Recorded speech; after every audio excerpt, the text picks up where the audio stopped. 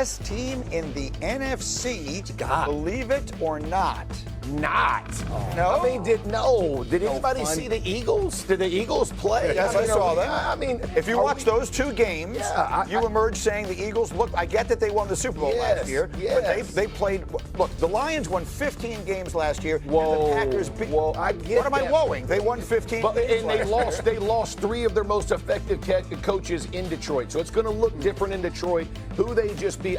I'm saying this: don't write off the Super Bowl champions, who are still a very, very good football team. I would honestly, I'm putting the Bills and the Ravens over them as well. I would have them at 4 if I had a power ranking right now. So I like what the Packers are doing. I think they're going to be a very good football team. I'm not trying to minimize who they are, but I'm not getting off the Eagles, bandwagon week 1. I think if you were able to wipe my memory and all I could watch was the week 1 games, then I would be reluctant to move off of the Packers. But I know what the Eagles are capable of. And that they've proven it to us over a series of years. So I still got to go with the Eagles, but the Packers are coming pretty hard. Even as a wild card team, the Eagles. I mean, that's right. Dan will tell you they can't win the division because no one wins it back-to-back years. By the way, the Packers, no rest for the weary. They are right back at it in 2 days as they will host the Commanders. ESPN Bet has Green Bay as a 3.5-point favorite.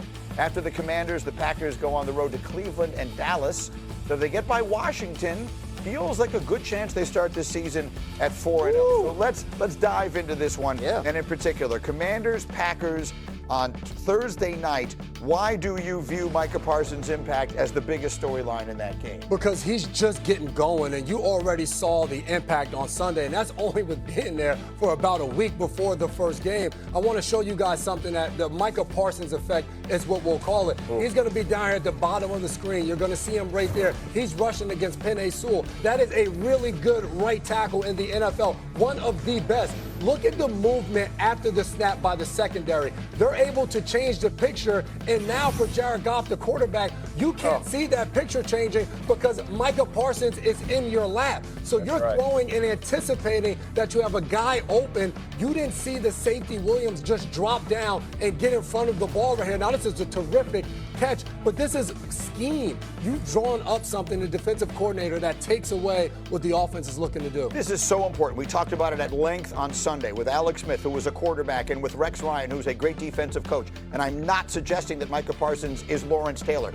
But the point that came up was, all week long, all you do is figure out what we're going to do with Lawrence Taylor, and then everybody else can do things that maybe they otherwise could not do. Micah Parsons, they were suggesting, changes the entire defense for Green Bay. Yeah, I think we made the point earlier that on offense, you have to build your offense around a quarterback. On defense, you're not sure always that you have a player that can do that. They didn't have that last year, and they were still the 5th best defense in football. You add a player that forces the other team to game plan around, it changes things. And also, I don't know what the opposite of a coach killer is, but Micah Parsons is that. He about to get Jeff Hafley hired as a head coach. He about to get all them cornerbacks paid. When you have a guy out there that erases your bad plays, like you could call the worst defense imaginable on this situation.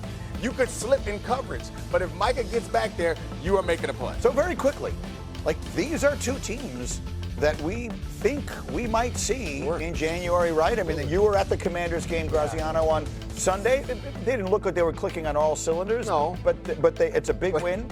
But Mike is going to have a tougher time running their quarterback down from behind than he did with Jared Goff. Fair enough. Quick thoughts on that game. It's only 2 days away. Yeah, it's at Lambeau. I mean, the Packers looked as good as any, but there's like a handful of teams that looked awesome, right? Not like they're still putting it together. The Colts were one of them, the Chargers. But the Packers were right there. And man, I just think it's arrow up. That defense is in its 2nd year of that scheme that they were just learning last year on the fly. And then they add a difference maker like this. The coach, we talk about the coach, Matt LaFleur deserves praise as a head coach too, the way we talk about Kevin O'Connell. I will also say, and I think we told you that it's a 3.5.9 right now. I'm surprised it's not a little more than that. Washington. It is. They're really good. That's the point. Absolutely. It's a great chance. If Jayden Daniels and company go in there and win that game, the conversations here Friday are going to be fun. The matchup is, how does Jayden Daniels deal with this defense? And the way that he has started his career, he's calm, he's collected, and he is lethal. If you try to blitz him, he's not scared. If you sit back, he's not scared. I think that's, and obviously with Deebo Samuel now being added, McLaurin he didn't get going in week 1. They get him going. this isn't just going to be a walk-away game for What the Daniels Packers. did was impressive, but not surprising. With that D-line for Washington was surprising. And if that D-line can play as well as they did behind the way that Javon Kinlaw just changed the complexion, then we're looking at a real team. All right, so that's the game coming up Thursday night. That's when we kick off for week 2. But before we do that, we must wrap up week 1 as only we can with these very dangerous words, 0 Fox given. Dominique has a couple of things that have caught his attention. Dominic, shut your damn face. Damn, that dude is cool right there. I give 0 Fox. He does not give a damn. No! Get that big fella. I get scared every time I'm going to say it because I'm country and I might say the wrong thing. 0 socks. Give it. Oh, I'm glad 0 Fox is alive for another week. Lucky me.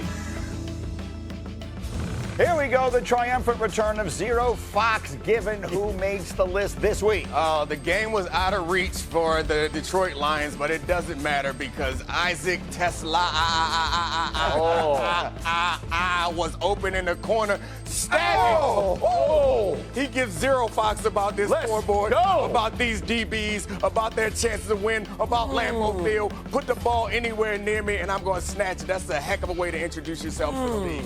Next up is a coach who really gives 0 Fox, Brand Brown. No, this is not before the game.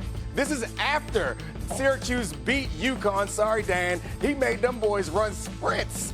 I don't know what they so did wrong. disrespectful, right? Whoa. That's how pissed he was. I would have they won the game. Brand Brown's also the man who said, after we lose, I don't take showers. So I'm not sure about his decision making, but they won the game. So all that matters. And last, we got Mackenzie Ryan from Louisiana Monroe, who I'm told is a punter, but it doesn't look like it, by the way. Good Gracious. I want rule changes. I don't know. He gives 0 Fox about his position or the player. You're just going to go at a Bama man neck like that? I like that. Oh, man. Poor DeBoers. That's some Road Warrior stuff back in the day. Clothesline. With the long hair. Jeff, standing over him like that? That's my favorite part. I mean, if you're going to do something, make sure everybody in the stadium knows you did it. Don't hide from it. They don't never get another chance to get back at him. I don't know. I don't like This it. has to That's why you stand over them. This has to be Pat McAfee. Pat McAfee's player of the year, right? Like Pat McAfee's got to love this more than any other player. Look at It combines punting and wrestling. Yeah, exactly. Favorite things. Exactly. That is perfectly put. All right, the 0 Fox have been given. And we roll on. Coming up, it was a tale of 2 quarterbacks and 2 halves last night. Did it prove that one of the teams made a big mistake?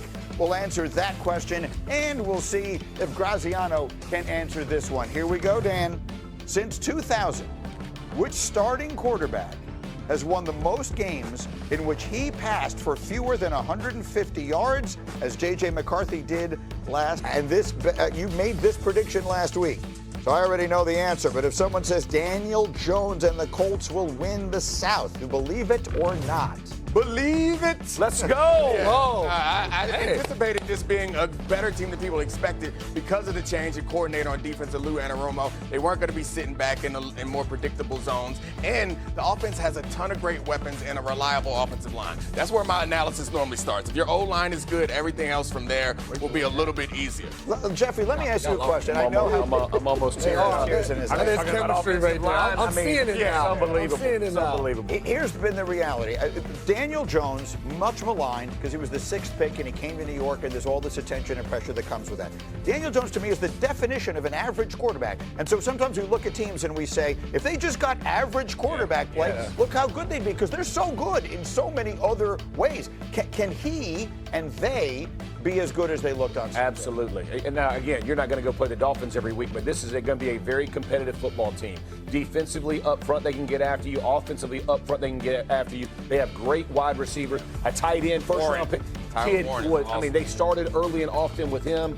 If Daniel Jones protects the football, this team will end up winning the AFC South. And Houston's won it 2 years in a row, but they're not that far behind us. They went to Week 18 2 years ago with a chance to beat Houston and win the division. That's right. Last year, with everything that went wrong, they finished 2 games behind Houston. If they get competent quarterback play, and Lou Anarumo can coach, like he was the scapegoat in Cincinnati, but you know, I think they have a lot of good players on that team. I still like Houston. I like their defensive line because the first thing I look at is you have a defensive line that can beat up an offensive line. That's what I'm rolling with. So the way they play, I think they'll still come out. But yes, love the way Indianapolis plays. All right, last.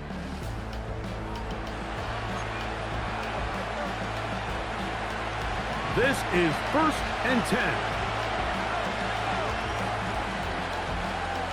They'll motion over Samuel. They'll drop to throw. Caught. This is Ayuk. Here's 2nd down. From the shotgun, it's Purdy. Looking middle there, but it's incomplete. Trying to get it to Christian McCaffrey out of the backfield. 3rd down coming up.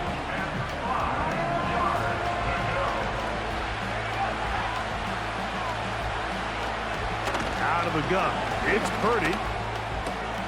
Has his man, it's Samuel. And he's into the end zone yet again. Deebo Samuel. Touchdown, San Francisco. Make it 4 touchdowns for him on the afternoon. So that one, his 4th touchdown catch of the game. That is one behind the single-game NFL record. And he will get in for the 2. They open up the bag of tricks on the goal line and add a pair of points. Nothing fancy here. This was old-school throwback smash-mouth football, and they were able to pick up the 2-point play.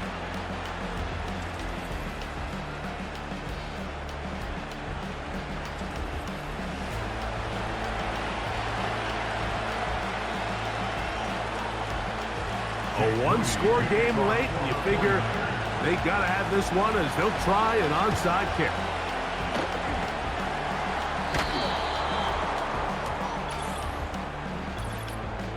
Illegal touching. Offense.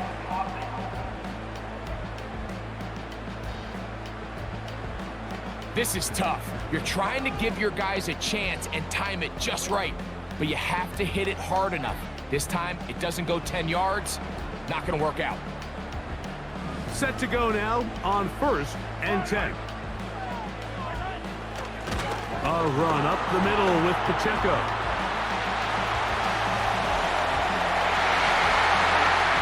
The speed on display. He's in. Isaiah Pacheco. Touchdown, AC. Big play out of the running game as the back accelerates all the way to the house for the rushing touchdown. And Mike, when we talk about burst, that's what we're talking about. And they told us all week, be ready for this guy. He's got something special to him, and that long touchdown there is exactly what they're talking about. Here's the Chiefs and Mahomes lining up to add on 2 more. They'll run with Pacheco. And he's going to go backwards on that one. They take him down back at the 6-yard line. I don't love the call. I mean, all week you practice these gotta-have-it plays. Every call sheet, Mike, has 3 or 4 plays that are down here in the goal line that could also be used as 2-point plays. I think to simply turn it around and just hand the ball to your running back, gotta be a little bit more creative. That's a big missed opportunity.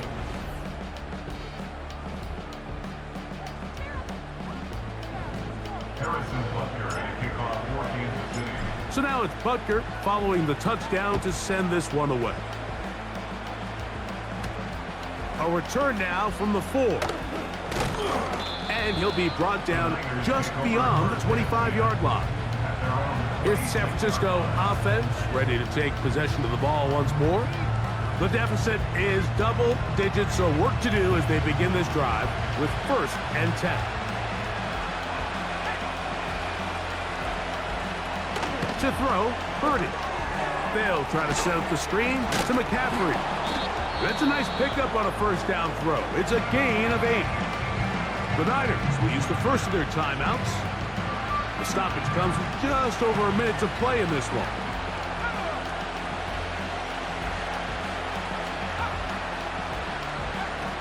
Throwing on 2nd down is Purdy. That's caught by McCaffrey. Taken down after a gain of 3, but that is good enough for a 1st down. He's going to send it